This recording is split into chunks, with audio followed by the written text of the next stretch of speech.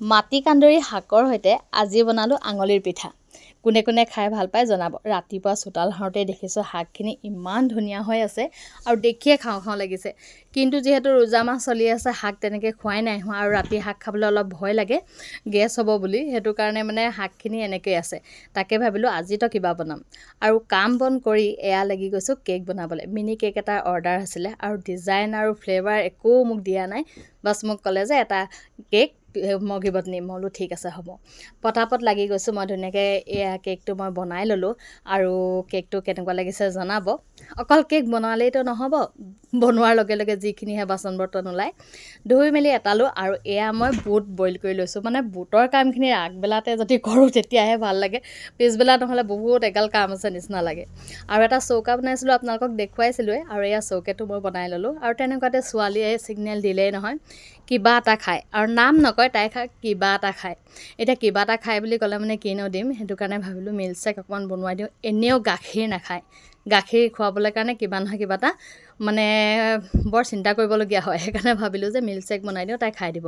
আৰু সঁচাকৈ এনেধৰণে দিলে তাই খাই দিয়ে, আৰু মই এনেকৈ বুদ্ধি কৰিয়ে খুৱাওঁ। আৰু লৈ গৈছোঁ, তাই কি ফূৰ্তি হাঁহি একদম মানে মনটো মানে ফূৰ্তি হৈ গ'ল আৰু মানে পূৰ হৈ গ'ল।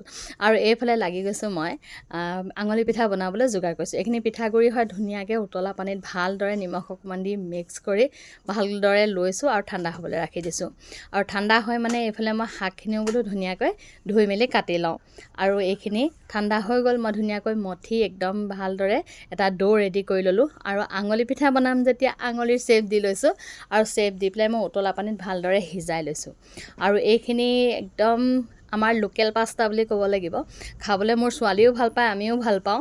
আৰু সৰুতে আমি চিম্পুলকৈহে খাইছিলোঁ, শাক দি খোৱা নাছিলোঁ। যেতিয়াৰ পৰা মই বিয়া হ'লোঁ, মোৰ শাহুমাই বনাই বহুত ভাল লাগে মানে খাবলৈ। তেতিয়াৰ পৰা কিন্তু সুদাকেই নাখাওঁ, শাকেদিয়ে খাওঁ। এয়া মই ধুনীয়াকৈ পিঁয়াজ দিলোঁ, আপোনালোকে কেঁচা জলকীয়া দিব, খুব বেছি ভাল লাগে খাবলৈ। কিন্তু ছোৱালীয়ে যিহেতু খাব, মই জলকীয়া দিব নোৱাৰোঁ। সেইটো কাৰণে মই ধুনীয়াকৈ পিঁয়াজ দি শাকখিনি ভাজি ল'লোঁ। আৰু শাকৰ কাৰণে অকণমান নিমখ দিছোঁ, পিঠাগুড়িতো নিমখ দিয়ে থৈছোঁ।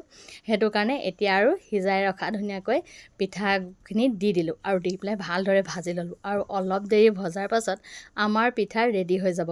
এনেধৰণে কোনে কোনে আঙুলি পিঠা শাকৰ সৈতে খাই জনাবচোন। আৰু বহুতে খায় কিন্তু, আৰু ইমান বেছি ভাল লাগে খাবলৈ। আৰু যদি নাই খোৱা তেনেহ'লে খাই চাবচোন, বৰ ভাল লাগে। আৰু মোৰ ইফতাৰ কিন্তু ইমানতে সামৰিলোঁ, কাৰণ ইফতাৰ আহি গ'ল আৰু মানুহজন গৈছে তিতাবৰ, তাতে ইফতাৰ কৰি আহিব। সেইটো কাৰণে আৰু ইমানখিনিনো কোনে খাব, উপায় নাই, মই ইফতাৰ বন্ধ কৰি দিলোঁ। আৰু আজি আনে দিয়া ইফতাৰেৰে ইফতাৰ কৰিলোঁ। আজিলৈ আহিছোঁ, বাই।